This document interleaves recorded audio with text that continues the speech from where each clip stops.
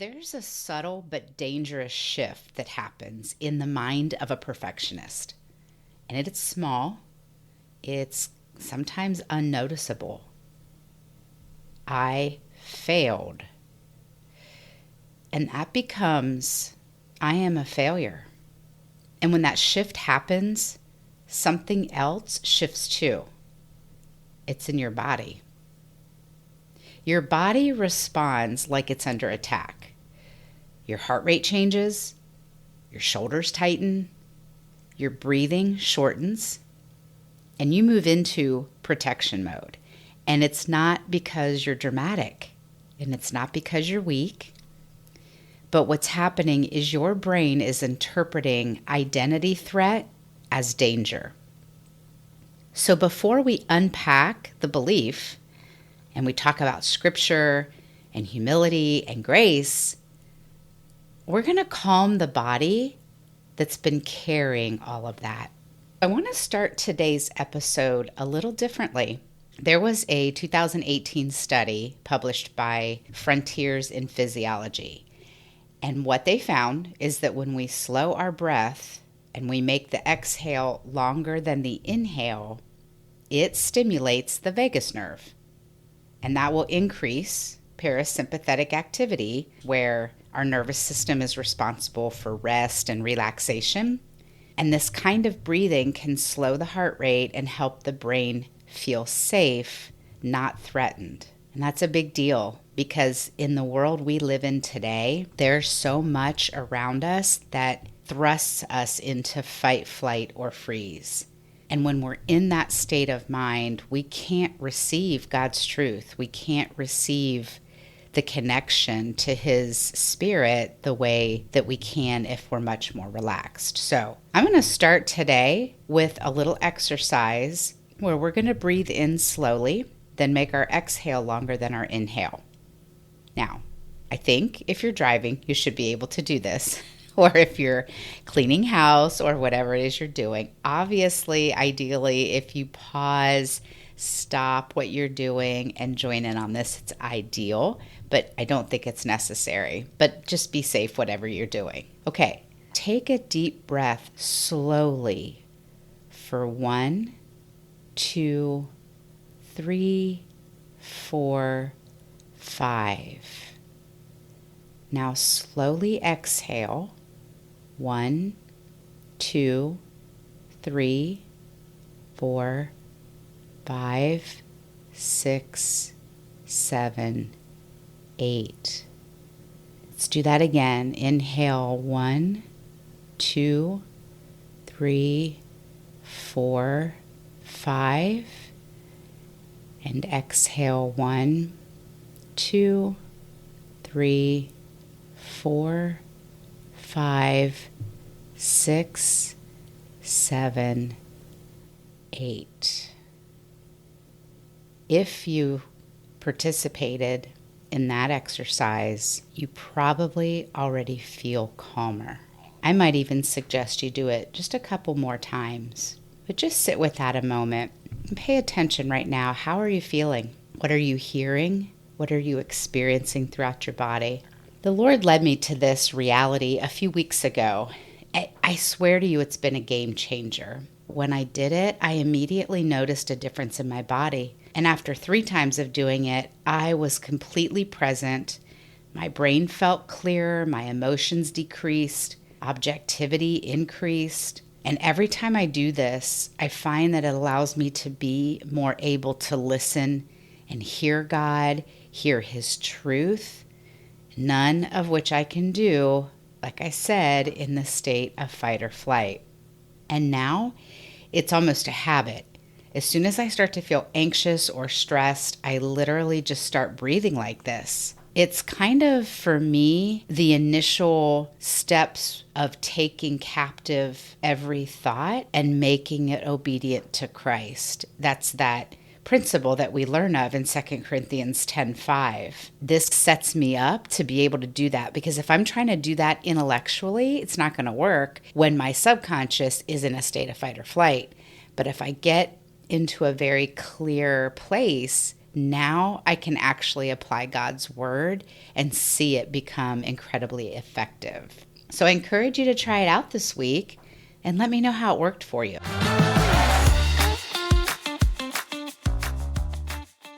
Picture this with me. It's 10 p.m. The house is finally quiet. Everybody's asleep. And there you are, still at your laptop. You've already done the work. It's good. It's actually more than good. But you're tweaking and adjusting and rereading and fixing one last detail. Your eyes are heavy. Your back aches. But you just can't quite shut it down. Because if you get this just right, it proves something. That you're capable. That you're competent. That you're worthy. Morning comes, and even though you're exhausted, that small buzz of accomplishment carries you into the day. Now, as you drive, you imagine the response, the praise, the recognition, and without even realizing it, you start measuring yourself, stacking your worth against reactions and outcomes and comparisons. And this is where the perfectionist's pendulum starts to swing. When the praise comes, there's that quiet surge of pride. See, I can do this. I'm okay. But when the recognition doesn't come, or somebody else's work gets noticed instead, the pendulum swings hard in the other direction. Straight into self-doubt, straight into shame. I should have done better. I am not enough. Pride when you hit the mark, shame when you miss it. Do you feel seen? If you have lived on that pendulum long enough, you know how exhausting it is. It doesn't just show up at work. It shows up in parenting, in friendships, in ministry, even in your walk with God. You push yourself to meet the highest standard, and then the moment that you don't, the voice in your head gets really loud. You should have done more. You should have been better. You end up tired and tense and constantly measuring yourself. And somewhere along the way, the conclusion quietly shifts from I failed to I am a failure. And this is usually where a lot of us say, oh yeah, I totally get that. Hey sis, welcome back to the Redeemed Perfectionist. I'm your host, Leneé Pezzano, and the I Am a Failure song is one that I am no longer willing to sing about myself. And I'm on a mission to help you stop singing it too. In today's episode, I'm going to unpack why perfectionism isn't really about behavior, it's about identity. We're going to take a look at how subtle beliefs about worth keep us striving, and why God never intended you to carry that weight, and how humility and grace offer a different, freeing way to live. And if you haven't subscribed yet, this is your invitation. Not because you should, but because this becomes a place you can come back to again and again. Think of it as a way to armor up with truth as you're getting ready in the morning or driving to work or just sitting with your journal open, ready to breathe, listen, and let grace speak louder than that inner critic. Honestly, you might not even realize you've believed certain lies about yourself. I didn't either until God gently revealed it to me. In my book, You Will Make Mistakes, in chapter 8, starting on page 63, I list several examples of how shame sounds. Shame says that I am a mistake. God says that He created me on purpose, Psalm 139:14. Shame says, I am bad and therefore can never be worth anything. God says that there's no one good, yet He died for all. Psalm 14:3, Romans 3:10, and Romans 5:8. Shame says, man's opinion defines my worth. God says His opinion of me trumps all others. Psalm 118:5-9. Shame says, I am unlovable. God says, He died for me even when I was living in my transgressions, and that I am more valuable than many sparrows. Ephesians 2:1 and Matthew 10:31. He loves me regardless of my status. So to continue to live in shame means one must believe his or her worth is defined by someone or something else other than the Lord. And that, of course, we know is not the gospel. It's amazing to me how one small shift between two statements, like I failed versus I'm a failure, says everything about how we see ourselves and about how we understand our identity in Him. Now, I do want to pause here because this isn't actually about behavior. It's about belief, like I said. And it's a quiet one. It's a learned one. And it's often one that made sense at the time.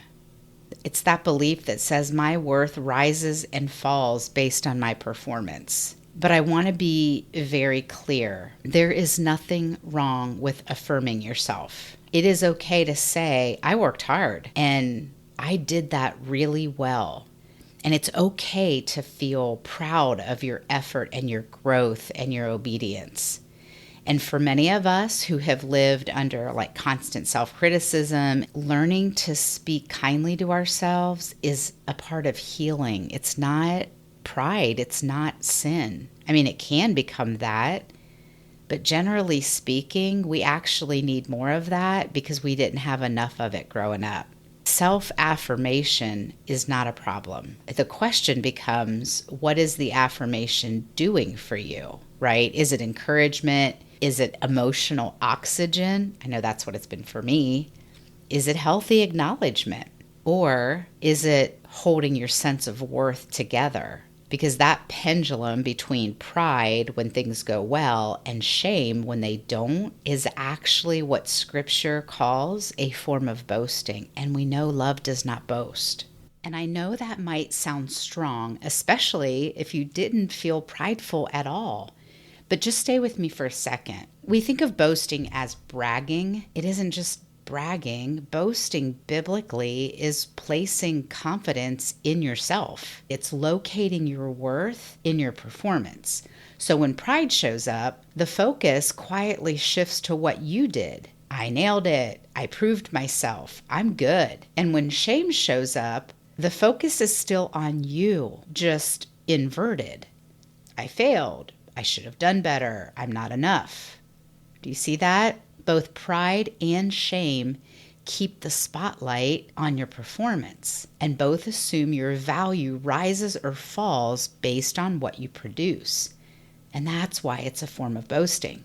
Not because you're arrogant, not because you're self-obsessed, but because your identity is being measured by your works. And the gospel says your identity was settled by Christ. So when pride shows up, the focus quietly shifts to what you did. And when shame shows up, the focus is still on what you didn't do. So either way, the weight stays on you, and God in His kindness steps in and says, daughter, that's too heavy for you. I don't want you to live in that bondage anymore.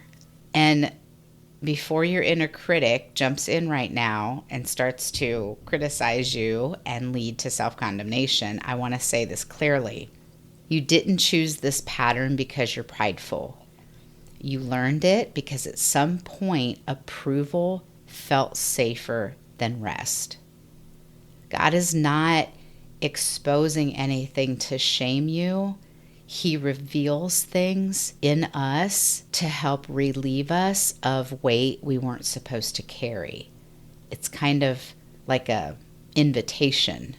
Biblical humility is not thinking less of yourself. It's stepping off of the pendulum entirely, but not denying growth and not rejecting affirmation. It is refusing to let affirmation replace grace. Now, if you need a refresher on what grace really is, I would encourage you to go back and listen to episode 5. I unpack that more deeply in that episode. But let me just say simply here, in Galatians, Paul was writing to the believers who had started in grace, but then slowly started to drift back into performance, or the law, if you will. They began believing that faith in Jesus was not enough and that they had to add something to it.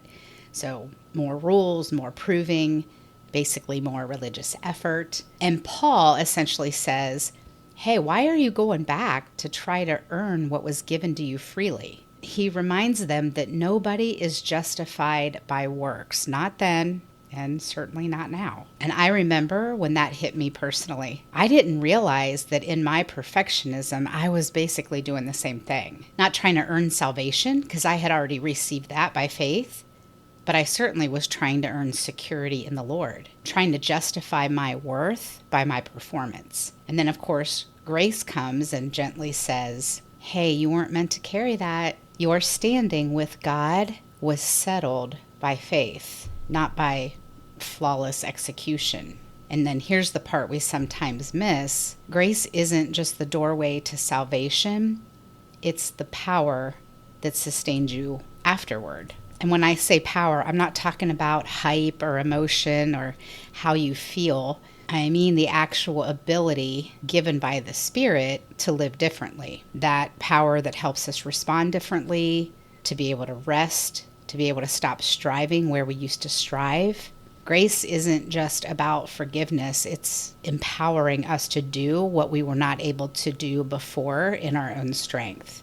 It's that quiet strength that lets you approach God when you would have hidden. And it's that internal shift that allows you to receive instead of prove. That's why he says you can approach my throne of grace in your time of need.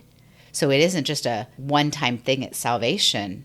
It's a power, it's a reality that we have to return to time and time again. And so the humility is to pivot and acknowledge that truth and begin to believe it and begin to choose to receive that truth, and then allow him to help change our heart and help us receive and replace the lie with that truth. That's a process. So let me offer a few practices that maybe can help you. These are not meant to be rules, certainly not meant to be fixes necessarily, but just invitations.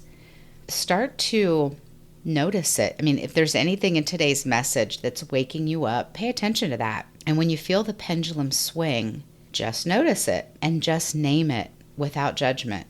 Like, okay, there's the voice again, tying my worth to performance. So awareness, right? That's kind of step one. If you have to do your little breathing exercise, do it, because then you can replace the belief with truth, not with pressure, not with your own effort, but that reclining posture that says, I need to receive God's truth here. The fact that my worth was settled before today ever began. And you don't even have to feel it yet. It doesn't always happen that way. It kind of takes a minute for it to get from your head to your heart. But you choose to agree with what God already says. And when you feel proud of something you've done, thank God.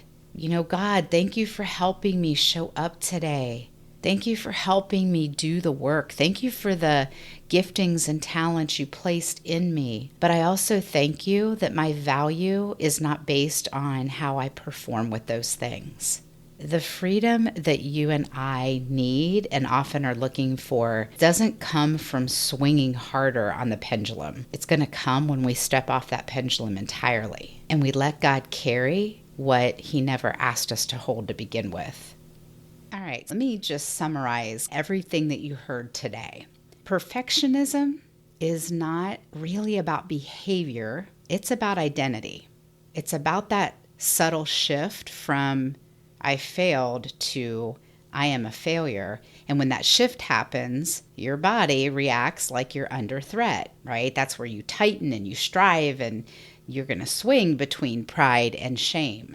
And that pendulum does what? It keeps the focus on you, what you did or what you didn't do, how you measured up. But the gospel says that your identity was never meant to hang on your performance. Your worth was settled before today ever began. You don't have to prove you're capable.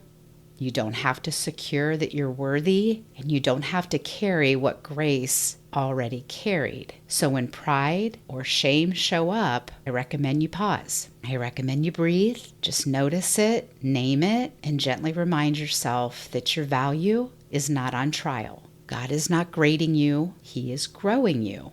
And that is very different. And friend, this is not a one-time revelation. This is something that you're going to need to return to probably time and again. And if today's episode stirred something in you, I really would love for you to stay near. You can subscribe. That way you don't miss anything that we're building here. I'm trying to build a steady rhythm of truth so you can come back to it when that pendulum keeps swinging. If you do want to go deeper, you could grab my book, You Will Make Mistakes, where I do unpack these shame narratives in much more detail and walk you through some really foundational truths that can help you replace them. You can actually get a free chapter 1 from my website, LeneéPezzano.com.